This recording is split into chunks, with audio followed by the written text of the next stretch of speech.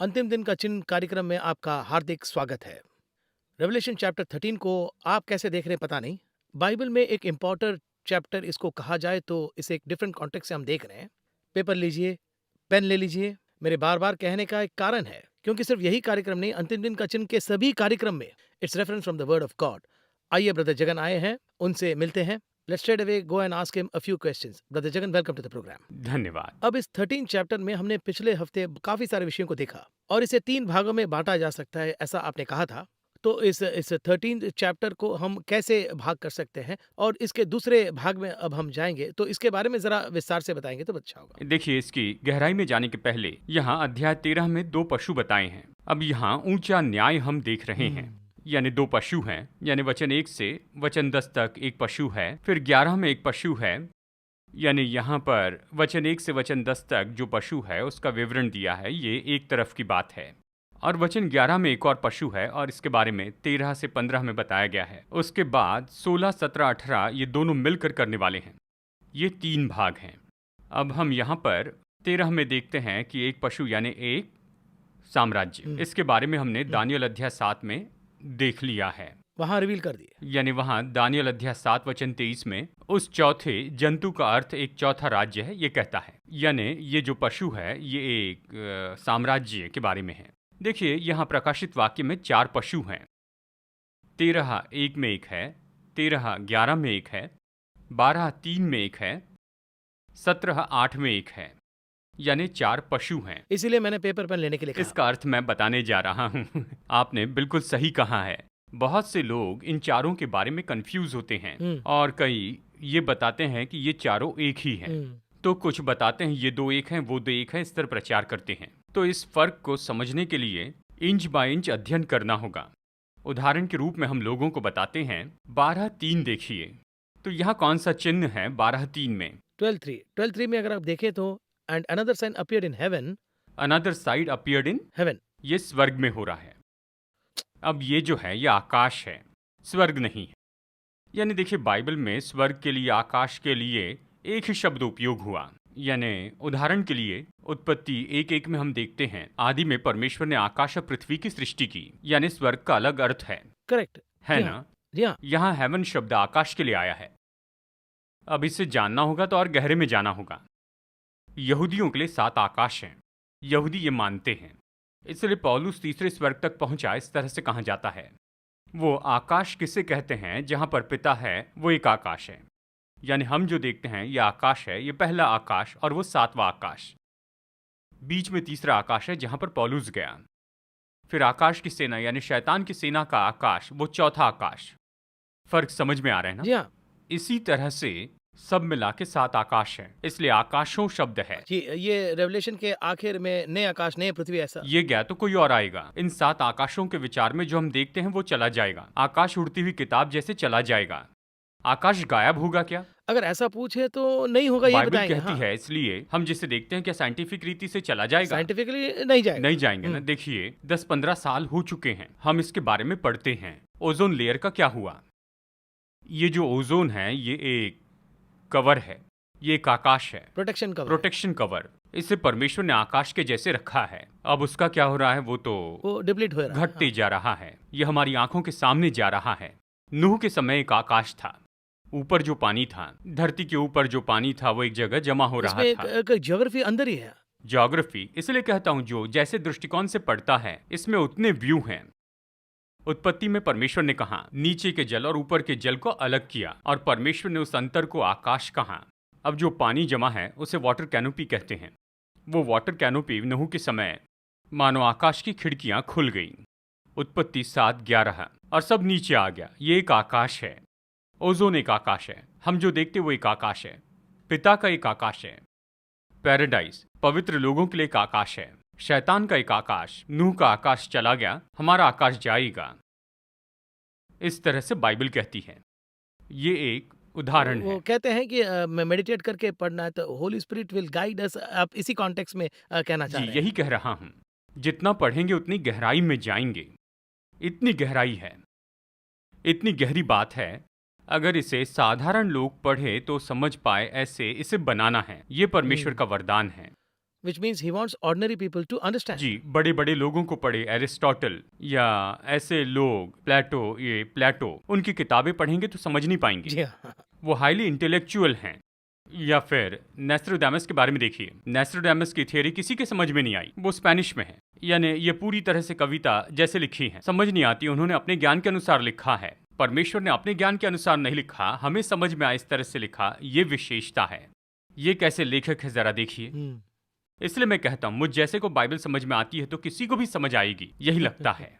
मुझे बाइबल समझ में आती है ना, अश्विन के साथ बैठकर बात कर रहा हूँ, यानी अश्विन को जितनी बाइबल पता है उससे आधी भी मुझे समझ में आया तो काफी है। पर इस कार्यक्रम का जो मूल तत्व ये है कि उस ट्रेशर को हम खासकर जब आप उसे विस्तार से बताते हैं तो उसमें हमें किस किस हद तक डीप होना चाहिए, ये इस बात का एक गवाही देती है, ऐसा मेरा विचार है। परमेश्वर ऐसे ही बताते हैं, ऐसे मैं जी सोचता हाँ। हूँ, ऐसे मुझे लगता है। यानी एक मछुआरे से वो प्रकाशित वाक्य लिखवाते हैं और वो कहता है कि मुझ जैसे अनपढ़ व्यक्ति से यीशु ने ये काम करवाया है। यानी इस तरह इसके भीतर खजाने के बाद खजाना हम देखते जाते तो हैं। इस शब्द आकाश के अंदर इतने इतनी बातें हैं। विषय है। हम जो देख रहे हैं वो आकाश चला जाएगा, नूह के समय का चला गया, इसके जाने के बाद परमेश्वर न्यू हेवन बनाएंगे, ये बात है।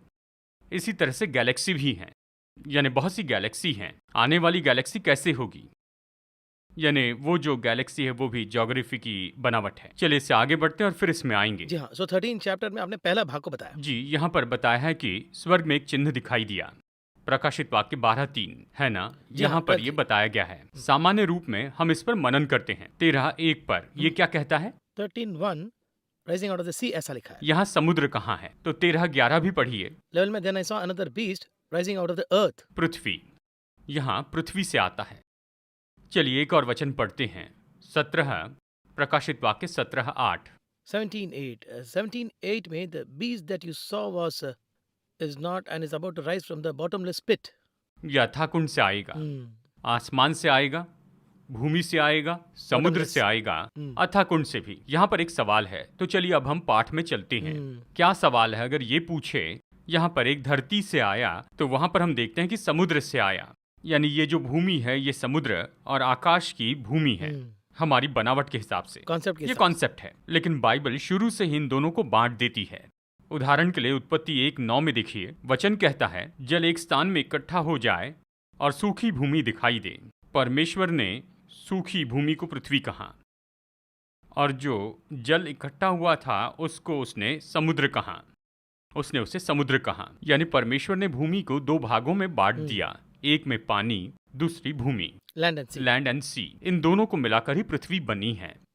यानी परमेश्वर ने धरती को भी पृथ्वी कहा और दोनों को मिलाकर भी पृथ्वी ही कहा। अब जो कंफ्यूजन है इसीलिए हो रहा है ना। यानी पृथ्वी पर जो भूमि है ये अलग है, समुद्र अलग है, ये दोनों अलग हैं। इस कॉन्सेप्ट को अगर सही तरीके से समझना है तो न्याय आ रहा है अध्याय 21 में। यानी यहाँ पर प्रकाशित वाक्य अध्याय 20 के अंत में परमेश्वर न्याय करते हैं। तो न्याय के समय जितने भी लोग आते हैं, जी हाँ, है ना, देखिए वो कहाँ से आते हैं, वो कहाँ से आया। अगर हम देखें वचन में लिखा है 20 कौन सा में वो? प्रकाशित वाक्य 20:12 में, And I saw the dead, great and small, standing before the throne, and books were opened. Then another book was opened, which is the book of life. And the dead were judged by what was written on the books, according to what they had done. 13 And the sea gave up the dead who were in it. Death and Hades gave up the dead who were in them. And they were judged, each one of them, according to what they had done. यानी जो अधोलोक से आने वाले थे वो आ गए, एक तरफ है। तो यहाँ पर समुद्र ने उंडेले हुए हैं। देखिए समुद्र के बारे में बाइबल कैसे देखती है, अलग किया गया। Correct. और धरती यानी इन दोनों को जोड़कर सोचते हैं, पर बाइबल इसे अलग अलग देखती है। यानी इस तरह दो पशु हैं। तो इसीलिए दो भाग है, ये दो sea and पशु earth. हैं, सी एंड अर्थ। यानी इस संदर्भ को समझने के लिए जरूरी है अद्भुत रूप में पवित्र आत्मा की सहायता मिले। 13:11 में हम इस तरह से देखते हैं। 13:11 में धरती पर से एक पशु आता है, समुद्र से एक पशु आता है। ये क्या है, अगर ये पूछे, जैसे इंग्लिश में ये कहते हैं कि नॉवेल्टी होनी चाहिए, यानी ये इंटरेस्टिंग फैक्ट है। देखिए ये कहता है, हमने पिछले हफ्ते देखा समुद्र से एक पशु आता है। अब समुद्र क्या है, यानी आत्मिक रूप में क्या चिन्ह है। जी हाँ, उसका मतलब वही दिया जी गया। हम हाँ, कह सकते हैं लोग, मल्टीट्यूड ऑफ पीपल्स। यानी समुंदर तो लोगों को दर्शाता है। यानी इस वचन के अनुसार लोगों की भीड़ में से एक पशु आएगा, यानी लोगों में से एक साम्राज्य आएगा। अभी उसके बिल्कुल विपरीत, यानी भूमि से एक पशु आएगा। भूमि यानी क्या? जहां पर पानी नहीं है, लैंड। लैंड। उत्पत्ति 1:10 में जल को एक जगह जमा होने के लिए कहा और फिर सूखी भूमि दिखाई दी। तो पानी से आया मतलब लोगों की भीड़ से एक साम्राज्य आ रहा है। यानी समुद्र को हटा दिया जाए तो जहां पर पानी नहीं है वो भूमि, वहां से एक पशु आएगा मतलब लोगों में से वहां पर एक राज्य आएगा। ये साम्राज्य आया क्या? क्या हमने कभी देखा कि ऐसा साम्राज्य आया है? यहाँ इस भूमि पर 16वीं सदी तक देखा जाए तो केवल 3 महाद्वीप थे, यूरोप, अफ्रीका, एशिया। 1546 में यानी 40 के बाद कोलंबस ने क्या किया? अमेरिका खोज निकाला। जब अमेरिका की खोज की गई तो इतने बड़े कॉन्टिनेंट में लोग नहीं थे। रेड इंडियंस कहलाने वाले लोग वहां रहते थे। Native Indians. नेटिव यानी वो लोग थे। यानी एक समूह उन्हें मायन इस तरह कहते हैं तो दूसरा समूह उन्हें रेड इंडियंस कहते हैं। ऐसा समूह वहां पर था, छोटा समूह था। तो देखिए, जैसे धरती पर पानी एक जगह जमा हो रहा है, इस धरती पर अगर कुआं है या झील है तो उसमें पानी होता है ना। इसी तरह से इन 3 महाद्वीपों में परमेश्वर ने मनुष्य को रखा था। करेक्ट। सभी इंसान यहीं पर रहते थे। जिस महाद्वीप में मनुष्य नहीं थे वो अमेरिका था। ये कब हुआ अगर ये पूछे तो जब पिछला पशु घायल होकर वापस आया। पिछला साम्राज्य 1301 का साम्राज्य यूरोपियन साम्राज्य। यूरोपीय साम्राज्य कब बना था पता है? 6ठी सदी में। यूरोपीय साम्राज्य पर प्रभाव पड़ा 16वीं सदी में। यानी 16वीं सदी में अमेरिका की खोज हुई। जब अमेरिका की खोज हुई वहां कोई मनुष्य नहीं था, कोई लोग नहीं थे। जब अमेरिका की खोज हुई तो वचन कहता है कि 2 सिंह थे। इसी तरह से कहाँ है? 13:11 में हम देखते हैं। Then I saw another beast rising out of the earth. It had 2 horns. ये नॉर्थ अमेरिका, साउथ अमेरिका हैं। इन दोनों को मिलाकर साम्राज्य बना।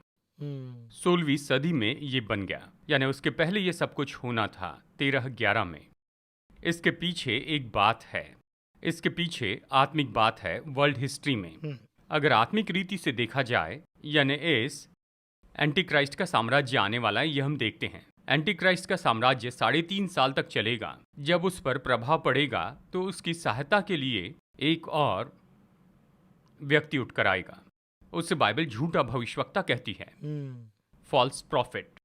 ये दोनों मिलकर लोगों के साथ में क्या करेंगे, यही बाकी है। रिमेनिंग चैप्टर बहुत ही दिलचस्प है और एट द सेम टाइम इसे समझने के लिए आप अगर पहले की बातों को समझने से इसे आप समझ पाएंगे। जी हाँ। अगर आप इसे स्ट्रेट अवे देखेंगे तो आपको ये बिल्कुल एक पजल के जैसा ही दिखेगा। हाँ, हम इसके बारे में आगे बात करेंगे। इसमें जो वर्स बाय वर्स है, इसके बाद भी जो आगे की जो विषय आ रहे हैं वो भी बहुत इंटरेस्टिंग है। एक छोटा सा ब्रेक लेकर आगे बात करेंगे।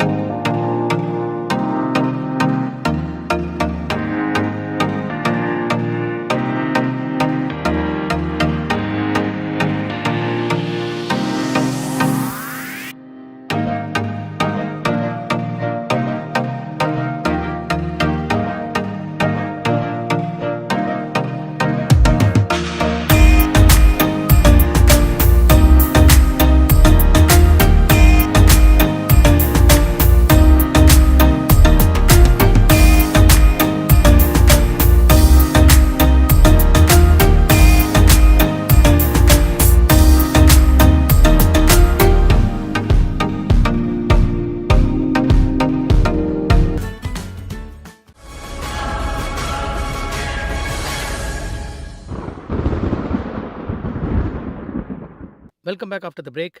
लगातार हम बहुत सी चीज़ों के बारे में सीख रहे हैं। Again we are learning a lot of new things. Brother Jagan, हम आपने ब्रेक के पहले जो बातें कही, जैसा कि आपके मुताबिक आपको समझने में ही आपको इतने साल लग गए और इससे बहुत सी बातों को आप सिखा रहे हैं। बट फंडामेंटली ये सब जो चीज़ है, ये लैंड और सी, ये सब ये जो चीज़ें हैं ये कोडेड है। तो इन सब बातों को अगर समझ पाएँगे तो ही हम समझ पाएँगे, ऐसा आप एक्सप्लेनेशन दे रहे हैं। तो ये एक साधारण मानव इन सबको समझना और इनको पढ़ने के लिए उन्हें कैसा तैयार होना चाहिए? और व्हाट शुड बी इसे पढ़ने से पहले उसे कैसे प्रिपेयर करना चाहिए? ये किताब किसे संबोधित कर रही है, ये मुख्य बात है। जी हाँ। यानी देखिए, प्रेतों के काम, और उसमें एपिसोड 2 और एपिसोड 1 क्या है? लूका का सुसमाचार। लूका ने इसे लिखा है। वे थियोपोलिस को थियोफिलस को लिखा। ये थियोफिलस कौन था? ये अन्य जाति हुँ, व्यक्ति था, यानी वो एक राजा था, करेक्ट, अन्य जाति का राजा था। तो वैसे लिखता है जिसे वो समझ लिख सके, रहे हैं, संदर्भ के रूप में समझाते हुए, एक्सप्लेनेशन के साथ। एक्सप्लेनेशन और डिटेल्स के साथ, क्योंकि यहाँ तक कि वो एक डॉक्टर है। जी वो डॉक्टर था। तो फिर यहाँ मती रचित सुसमाचार किसने लिखा? मैथ्यू वो एक टैक्स कलेक्टर। यानी उसने किसके लिए लिखा? हुँ, यहूदियों के लिए लिखा। करेक्ट, शुरू ही वैसे करता है, जीनियोलॉजिस्ट वंशावली के साथ। और फिर यूहन्ना ने किसके लिए लिखा? उसने ग्रीक के लिए ग्रीक लिखा। को। ग्रीक को समझे इसलिए उसने शुरू में ही बताया कि वचन से ही सब जी हाँ, बना है। वो तो स्टार्टिंग में आदिकाल में इन द आदि में बिगिनिंग में हो वचन गया, था, स्ट्रेट अवे हो गया। हाँ, सीधा मुद्दे पर। यानी इसी तरह से किसके लिए लिखा गया, इसके आधार पर ये किताब होती है।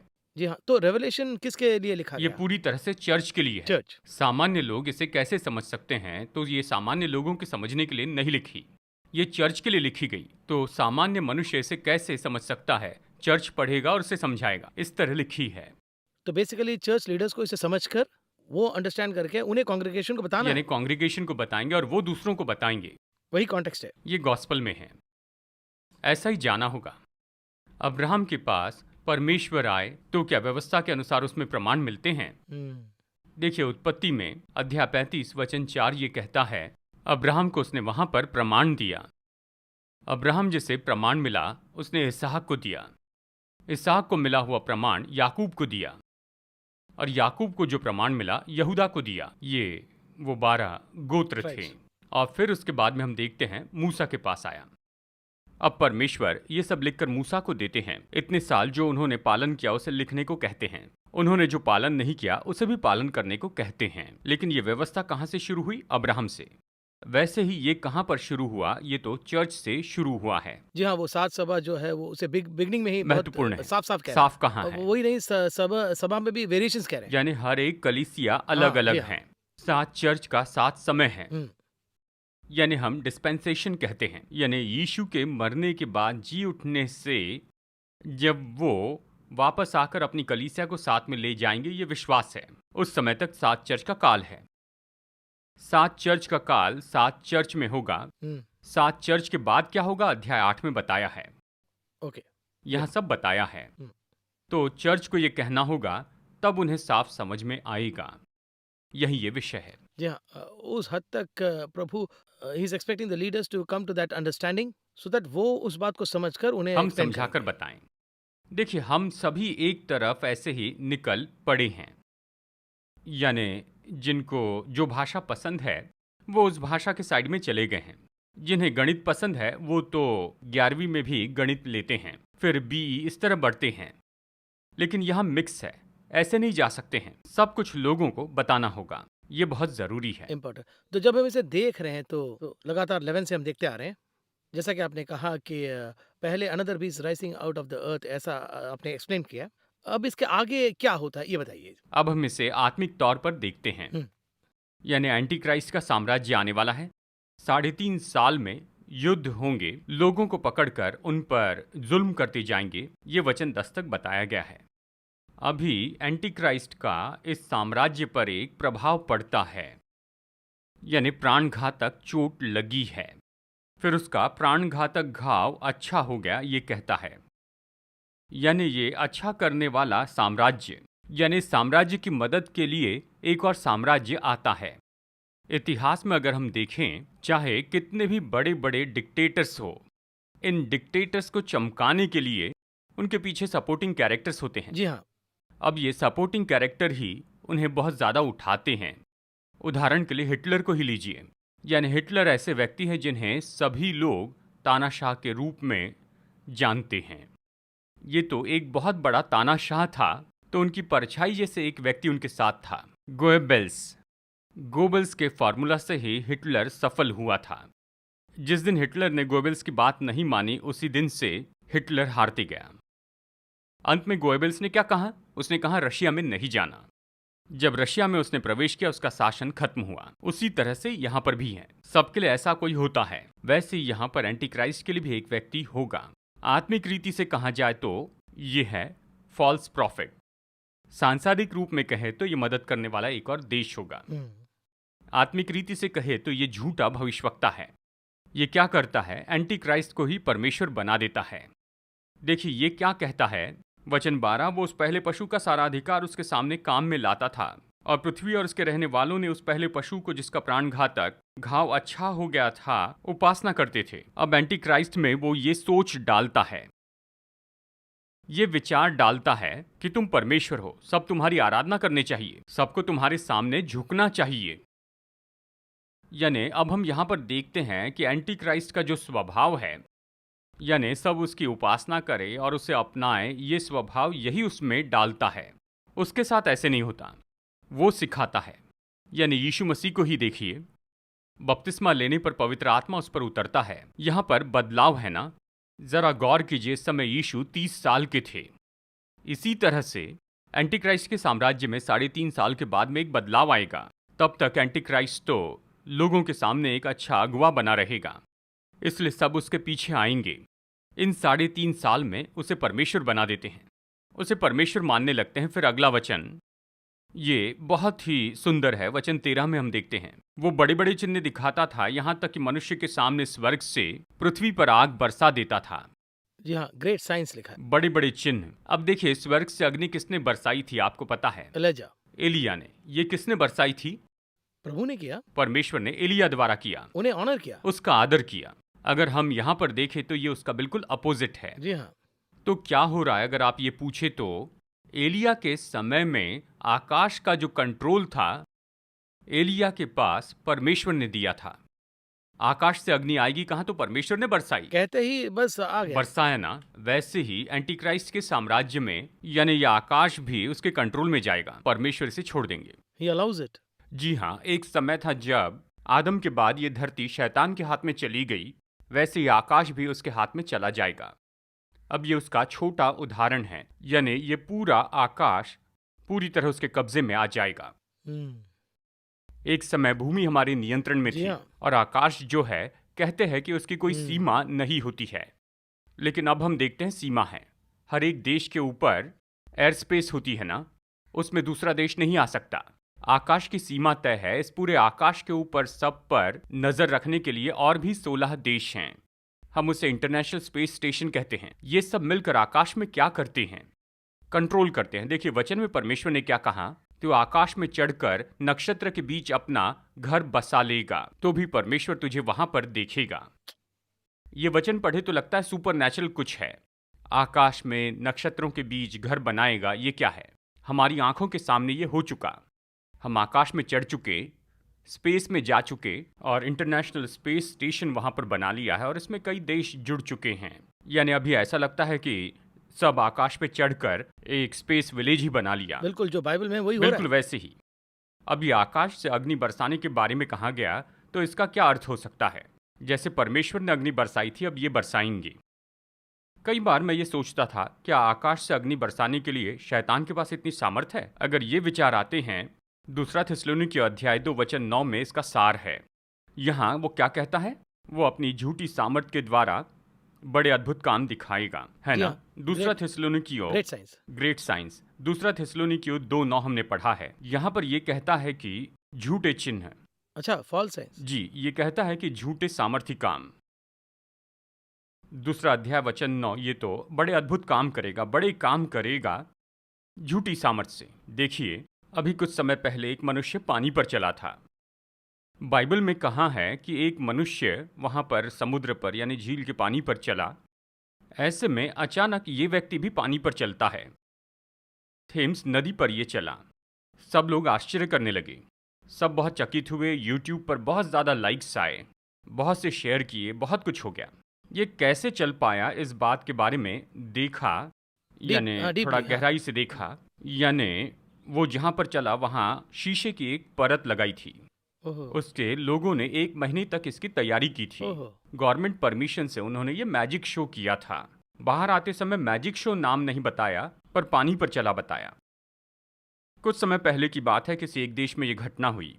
उन्होंने क्या किया पता है? यीशु ने पानी का दाखरस बनाया था ना, क्या हम ऐसा नहीं कर सकते? ये कहकर उन्होंने वहां पानी लिया। ये सब बाइबल के विरोध के लिए पानी को दाखरस में बदल देंगे कहाँ? और फिर कुछ किया और पानी को दाखरस में बदल दिया। मैजिक के जैसे। मैजिक। ये सब कुछ कैसे हुआ ये किसी को पता नहीं चला। सब लोग हैरान खड़े थे। तब एक आदमी खड़ा हुआ, बदल गया है ना, तो अब इसे पीजिए। हुँ, यीशु ने केवल उसे बदला ही नहीं, हाँ, टेस्ट करने पर बोले। टेस्ट हाँ, करने के लिए कहा। तो आप भी पीजिए कहा। तो वो हैरान हो गया, क्योंकि पूरा केमिकल था। हाथ में कुछ लगाया था, बस उसके कारण रंग बदल गया था। इस तरह से हाथ घुमाया और मैजिक दिखाया। यानी ये जो अद्भुत काम है वो यीशु के जैसे दिखाएंगे, काउंटरफेट। लेकिन वो सब झूठे होंगे, कहता है।